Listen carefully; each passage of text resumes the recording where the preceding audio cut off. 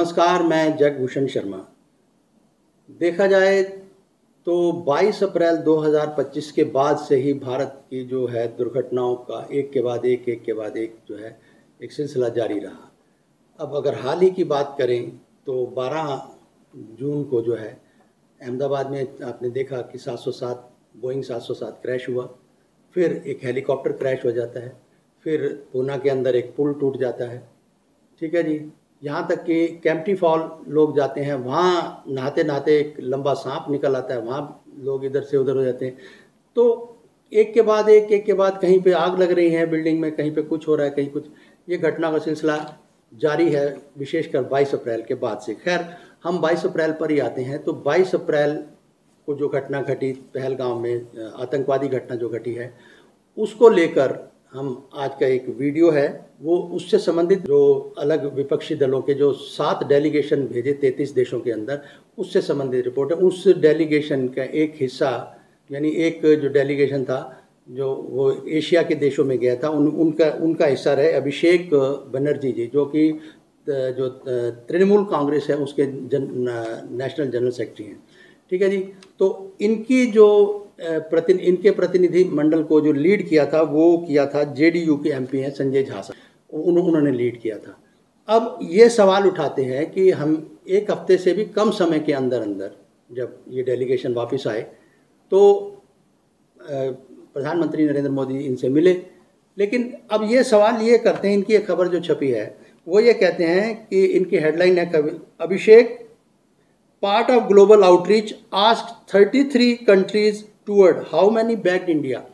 तो ये कहते हैं कि जो ये हमें विश्व प्रचार का एक हम हिस्सा बने रहे, और उसमें 33 देशों में कितने देश हैं जो भारत के साथ खड़े हैं।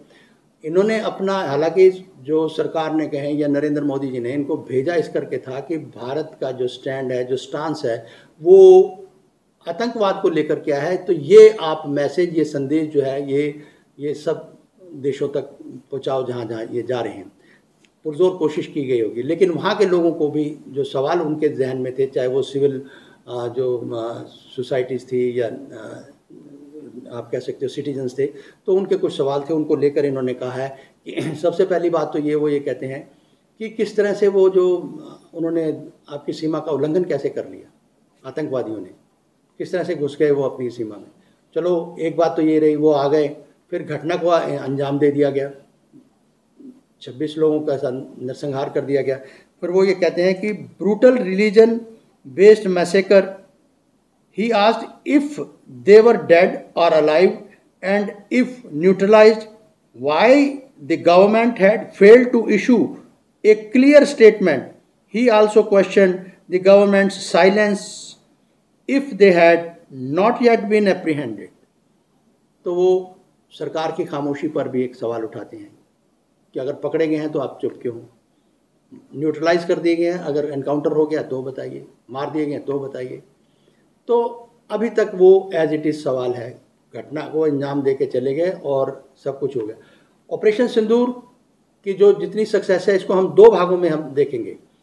एक है स्ट्रेटेजी, जो कि सैन्य मतलब पक्ष को जाती है, जो सैन्य बलों को जाती है, वो तो रणनीति जो जिसे हम कहते हैं, वो रणनीति का वो तो श्रेय जाएगा फौज को, हमारी सेनाओं को, सुरक्षा बलों को, क्योंकि जिस तरह से उन्होंने नस्तनाबूद किया 9 ठिकानों को पाकिस्तान के, वो निश्चित रूप से सराहनीय है, उसकी जितनी सराहना की जाए कम है। ठीक है जी, बाकी जो युद्ध में होता है वो एक घटनाक्रम, परपेचुअल सारी बातें हैं, वो चलती रहती हैं, उसके वो एक पक्ष है। लेकिन सवाल यह कि भारत की कूटनीति और राजनीति वो जहाँ विफल रही है, वो आज विरोधाभासी है, विफल रही है या विरोधाभासी है, उस पर चर्चाएं आज खूब चल रही हैं।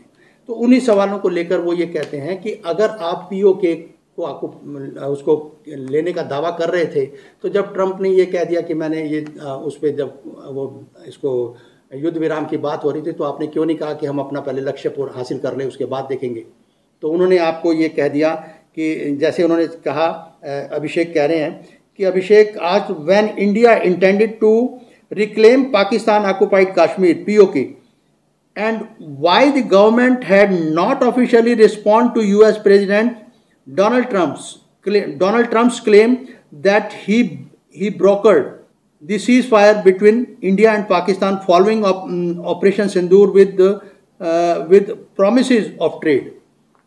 तो ट्रेड का एक दुहाई देकर या उसका वादा करके उन्होंने मध्यस्थता करके उन्होंने रुकवा तो दी।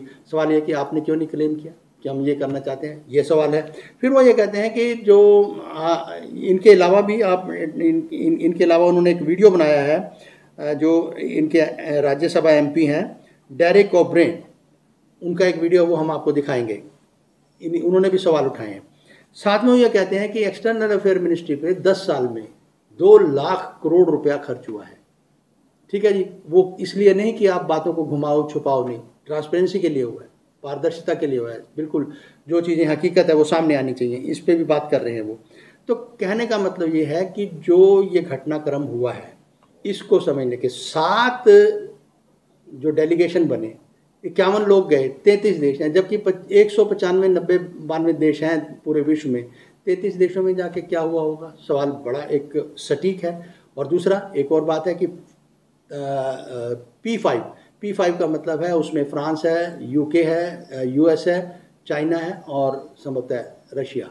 ये सारे वो देश हैं जिनको पता है भारत और पाकिस्तान का क्या है, भारत और कश्मीर की समस्या क्या है, और भारत और पाकिस्तान के बीच में क्या संबंध है, क्या कटुता है, और आतंकवाद के जो रिपरकशंस हैं, आफ्टर मैथ्स हैं, वो क्या हैं, और आतंकवाद क्या है, उसका दर्द क्या US ने नहीं झेला, UK ने नहीं झेला, किसने नहीं झेला।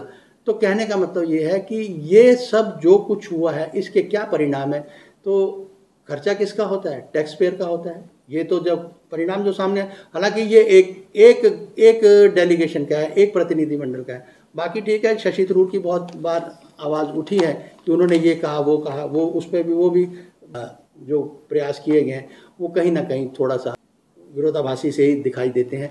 और इन्होंने खुल के कह दिया अभिषेक जी ने कि भाई कितने लोग हैं, कितने 33 देशों में से आपने कितना समर्थन हैं। जैसा कि हमने कहा कि जो अभिषेक बनर्जी हैं इन्होंने तीखे सवाल ही किए हैं।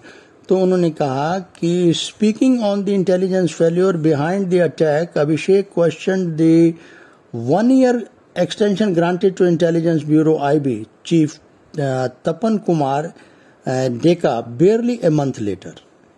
ऐसा क्यों हुआ? वो कहते हैं 1 महीने के अंदर अंदर और 1 महीने के बाद कह दो कि तपन कुमार जो IB के ब्यूरो चीफ है उनको आपने प्रमोट कर दिया और उनको एक्सटेंशन दे दी, यानी एक जैसे विस्तार दे दिया उनकी सर्विस को। और यहाँ तक फिर आगे कहते हैं कि if this was intelligence failure, अगर ये इंटेलिजेंस फेल्योर का सवाल था तो why was the IB chief granted A 1 year extension, why was he rewarded rather than held accountable.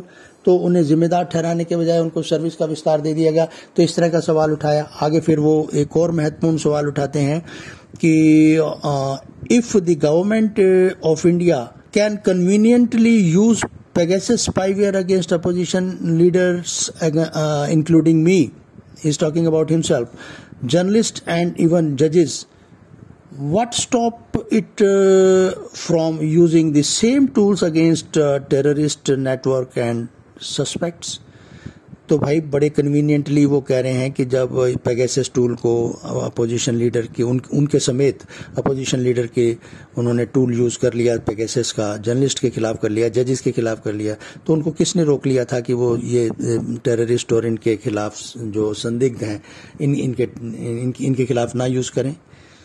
फिर वो कहते हैं कि it was a surprising that despite India being one of the world's largest economies and the center projecting the country as Vishwaguru, the International Monetary Fund and the World Bank had approved significant financial assistance and a long-term investment to Pakistan immediately after the attack।